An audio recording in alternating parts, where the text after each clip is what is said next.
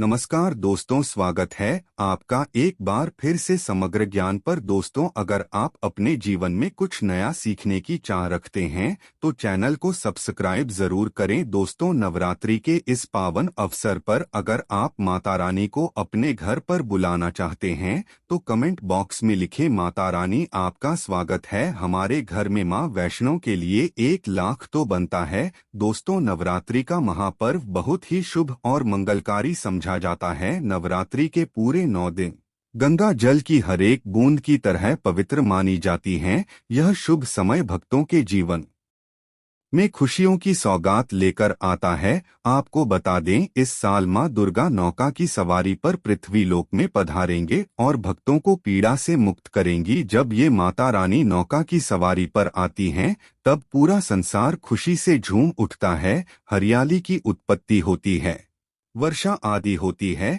कुदरत प्रसन्न हो जाती है। इस बार नवरात्रि पूरे 9 दिनों तक मनाई जाएगी, ना कम ना ज्यादा। नवरात्रि का महापर्व इस बार 22 मार्च दिन बुधवार को शुरू होकर इसका समापन 23 मार्च दिन गुरुवार को है। ऐसे में चैत्र नवरात्रि पर मां दुर्गा की कृपा पाने के ये कलश स्थापना का शुभ मुहूर्त है। 22 मार्च को सुबह 6:29 बजे से लेकर सुबह 7:39 बजे तक शुभ मुहूर्त में की गई पूजा बहुत ही शुभ मानी जाती है। इसे समस्त देवी देवताओं की कृपा प्राप्त होती है और पूजा पाठ का फल कई लाख गुना प्राप्त होता है। ऐसे में जो व्यक्ति नवरात्र आने से पहले अपने घर में ये चीजें लेकर आते हैं उसके घर में माँ वैष्णो का होगा आगमन, माता लक्ष्मी का होगा वास। माँ शेरावाली आपकी झोली खुशियों से भर देंगी। इसलिए नवरात्र आने से पहले घर में ये चीजें जरूर लगाएं। दोस्तों, जो माता रानी के भक्त हैं वो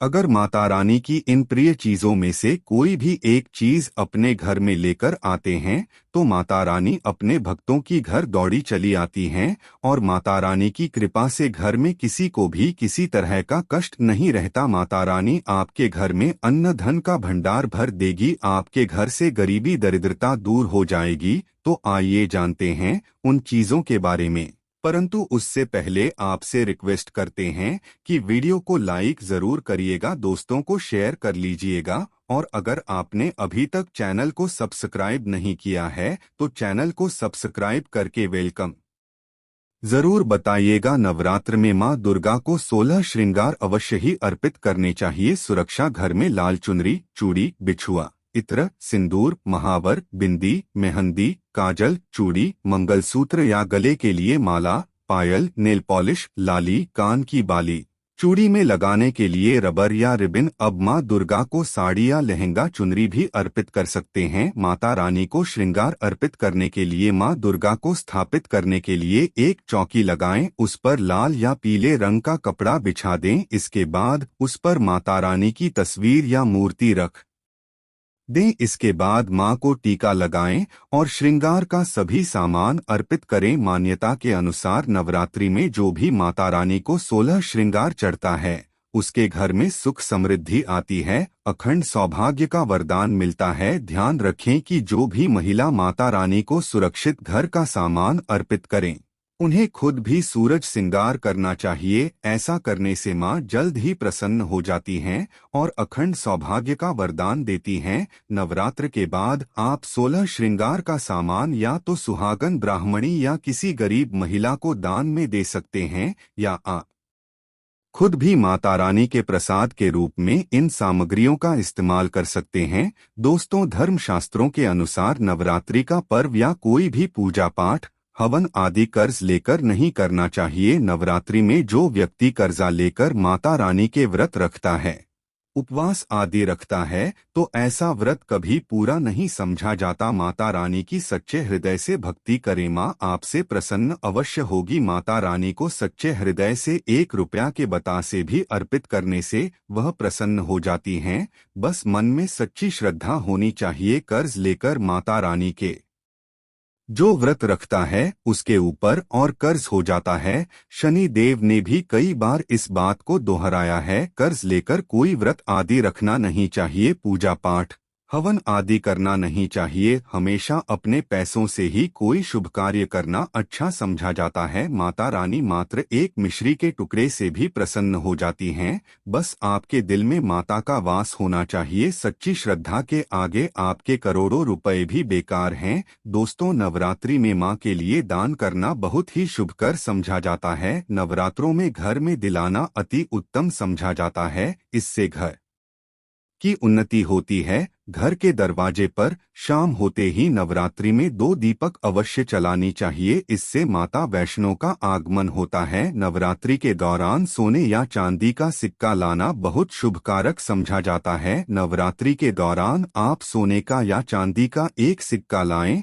और इसे माता रानी की चौकी पर माता रानी के पास रखें और नवरात्र के 9 दिनों तक आप इस सिक्के का भी पूजन करें। इससे देवी लक्ष्मी की कृपा बनी रहेगी और गरीबी दूर होगी। नवरात्र के 9 दिनों बाद आप इस सिक्के की पूजा करके इस सिक्के को अपनी तिजोरी में रख दें या फिर किसी साफ स्थान पर धन के साथ आप इस सिक्के कोट ने ऐसा करने से घर में धन धान्य की वृद्धि होती है। नवरात्रि के दौरान घर में कमल का फूल लाना भी बहुत ही शुभ कर्म समझा जाता है। कमल के फूल को धर्म शास्त्रों में अत्यधिक महत्व दिया गया है। धन की देवी लक्ष्मी भी कमल के फूल पर विराजमान रहती हैं। नवरात्र के दौरान कमल का फूल लाकर मां लक्ष्मी को अर्पित करें और फिर मां लक्ष्मी का पूजन करें। ऐसा करने से घर में धन संपत्ति बढ़ने लगती है और परिवार वालों के बीच सामंजस्य बना रहता है। अगर आपको कमल का फूल ना मिले तो आप कमल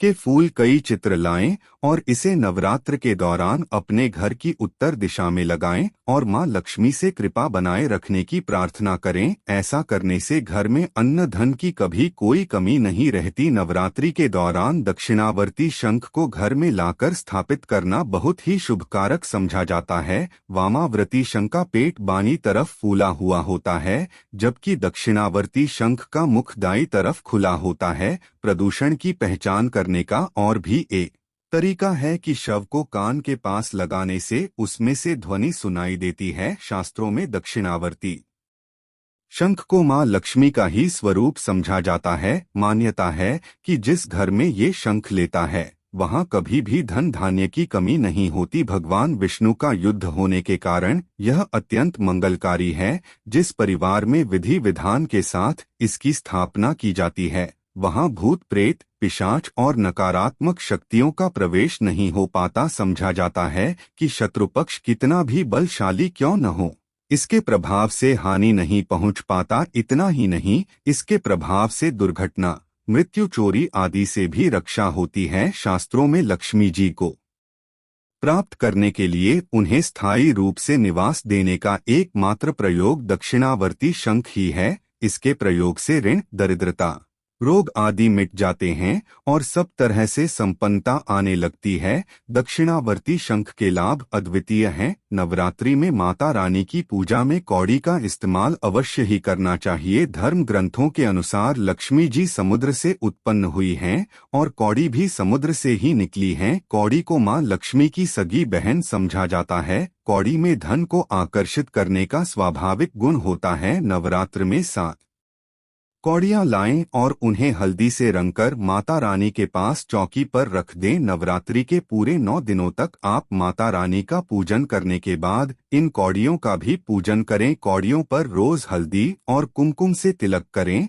और अक्षत पुष्प अर्पित करें। फिर नवरात्रि के 9वें दिन कन्या पूजन के बाद आप इन कौड़ियों को लाल कपड़े में बांधकर अपने धन रखने के स्थान पर रख दें। ऐसा करने से धन में दिन दूनी रात चौगुनी बढ़ोतरी हो जाएगी। कौड़ी को धारण करने से बुरी नजर और संकटों से भी रक्षा होती है। कौड़ी उसे धारण करने वाले की मां के रूप में रक्षा करती है। बुरी नजर और संकटों से बचाने की इसमें अद्भुत क्षमता होती है। नवरात्रि के दौरान मां दुर्गा को गुड़हल का पुष्प अवश्य ही अर्पित करना चाहिए। शास्त्रों के अनुसार देवी मां के प्रिय पुष्प गुड़हल को चढ़ाने से भी मां भक्तों पर असीम अनुकंपा बरसाती है। देवी भागवत पुराण के अनुसार मां दुर्गा पर गुड़हल का पुष्प चढ़ाना उसी तरह हितकारी है जिस तरह की महाकाल पर बेलपत्र चढ़ाना गुड़हल के पुष्प में अंकुर निकलने की वजह से भी यह देवी मां का बेहद प्रिय पुष्प समझा गया है। ऐसी भी मान्यता है कि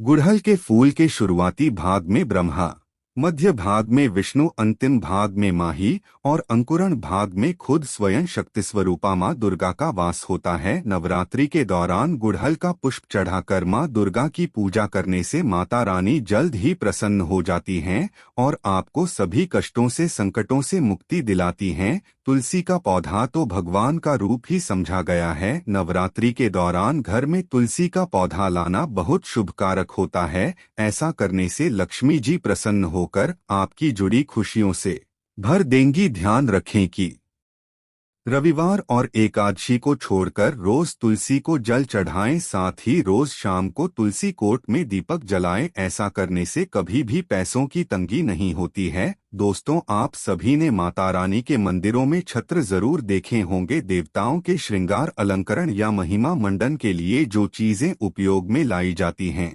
उनमें छत्र प्रमुख हैं। यह राजसत्ता और अधिकार का भी प्रतीक है। छत्र आभामंडल, छाया और सम्मान के सूचक होते हैं। नवरात्र के दौरान माता रानी को छत्र अवश्य ही अर्पित करना चाहिए। छत्र अर्पित करने का मतलब है कि आप अपने जीवन की, अपने घर परिवार की सत्ता माता रानी के हाथ में सौंप रहे हैं। जो भक्त श्रद्धा पूर्वक माता रानी को नवरात्र के दौरान छत्र अर्पित करते हैं, माता रानी उनकी घर परिवार की बागडोर अपने हाथ में ले लेती हैं। वहीं उनके परिवार के सभी सदस्यों को सही दिशा दिखाती है और सभी तरह के कष्टों से, संकटों से रक्षा करती है। अपनी इच्छा के अनुसार आप माता रानी को चांदी का या सोने का बड़ा या छोटा कैसा भी छत्र अर्पित कर सकते हैं। दोनों नवरात्रि के दौरान ये वस्तुएं घर लाने से माता रानी की कृपा से जीवन में खुशियां ही खुशियां आती हैं।